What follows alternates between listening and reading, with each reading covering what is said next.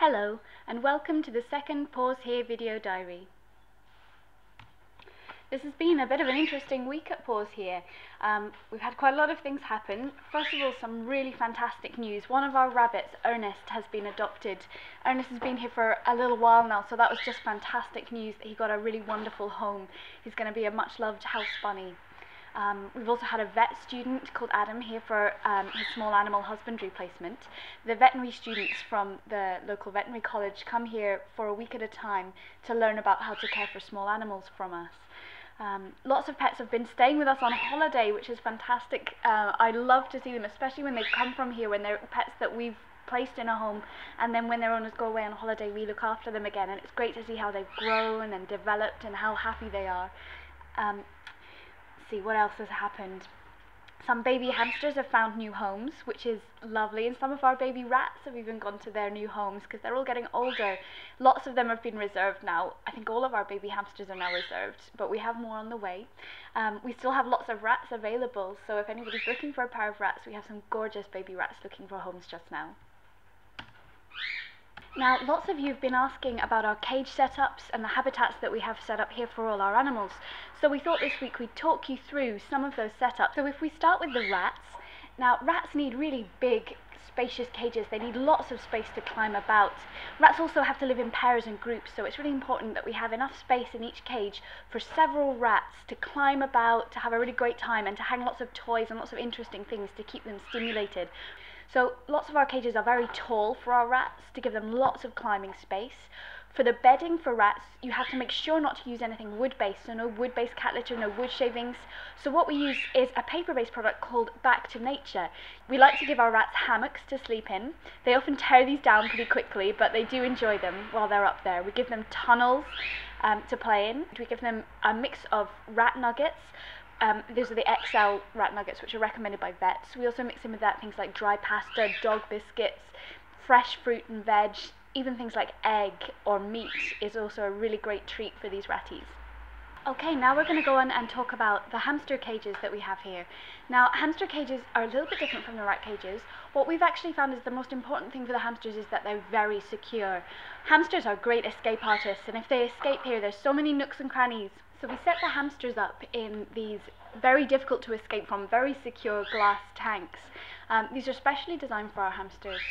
They're stacked in rows, so they make it very easy for us to see the hamsters at a glance, to check their food and their water, to clean them out. The hamsters have a layer of wood shavings in the base of their cage and a handful of a soft paper bedding.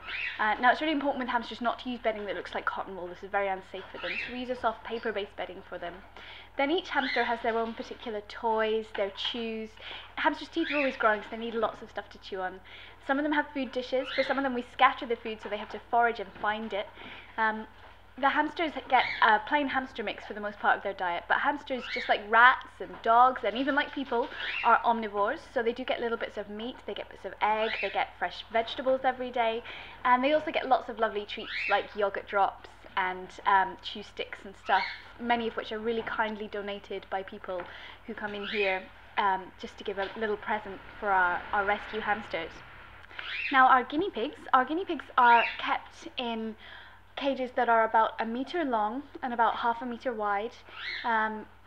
Now, we have some baby guinea pigs at the moment, so these are in an enclosed all plastic tank, and that's really just to stop them from being able to escape. Baby guinea pigs are notoriously good at wriggling out of small spaces, so we keep them in a quite enclosed cage until they're a little bit older. Our guinea pigs have a layer of wood shavings on the floor of their cage.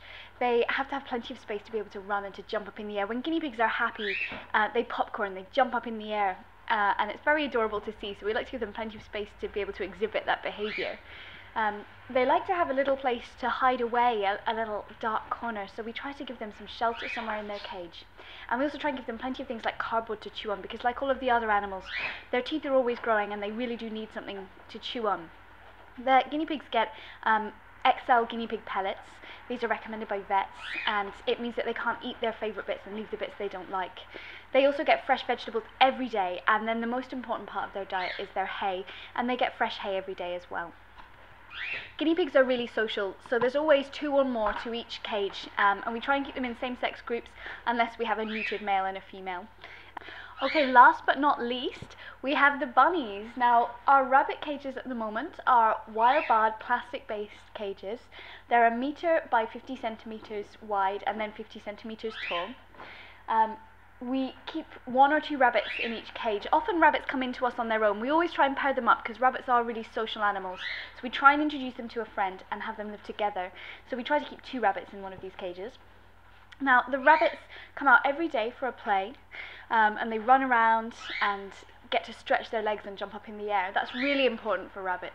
These cages, although they're much bigger than they're required to be by law, we still feel that they're not as big as they could be for our bunnies. So we're in the process of switching all of our bunny cages over to much bigger cages, which are actually intended for use as dog cages. We find that these cages are much sturdier, much bigger, much more secure, and we think our rabbits are going to really love them. So I'll tell you a little bit more about that in just a moment. Now, our rabbits in their cages get a layer of the wood shavings as their absorbent kind of layer, just like lots of the other animals. We give them a pile of soft barley straw as well to bed in. Then we also give them a handful of hay, and that gets topped up as they need it, so they never run out of hay. And they get their pellets, their XL pellets, which they eat.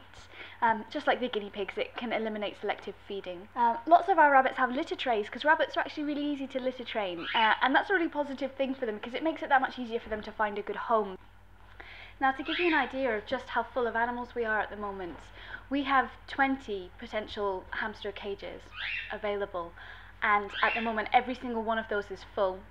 We also have 3 cages for groups of rats, and all of these are full. We have 10 cages for rabbits, and all of these are full. And we have 3 cages for guinea pigs. Only one of these is full, so we have 2 spare guinea pig cages just now, but that's all we have space-wise. At the moment, we can only take on animals if it's a real emergency. So we leave a few cages spare for genuine emergencies, but other than that, we are totally full of pets just now looking for homes. Now, the cages here are cleaned out every other day, so on one day we'll do all of the rabbit and guinea pig cages, and on the next day all of the rat and hamster cages. We really couldn't do this without all of the fantastic help we get from our volunteers. It's such a big job, it takes all day, even for a group of people, to work on these cages. So thanks a lot to all the volunteers who help us to clean the cages and keep the cages looking really lovely for all of the pets. So I'd like to finish now by talking a little bit about fundraising. I want to say a really big thank you to everyone who's donated since the last video. It means the world to us, and it's helped us achieve our latest fundraising target, which was to raise £90 to have one of our rabbits, Fern, who you might have seen in last week's video, to have her spayed so she can find a friend and hopefully settle down a little bit and become less territorial. So we've raised that money now, and Fern is booked in for her spaying. So thank you very much for making that happen. Our next target is to raise enough money to replace all of our rabbit cages with these big, gorgeous dog cages that we've decided that we'd like to go for. We have just raised enough money to change our first cage. So we ordered the cage last week. Each cage cost us about £42. The cage arrived, so here's some video of us building up the cage and getting it set up for our 2 lucky bunnies, Vera and Daisy.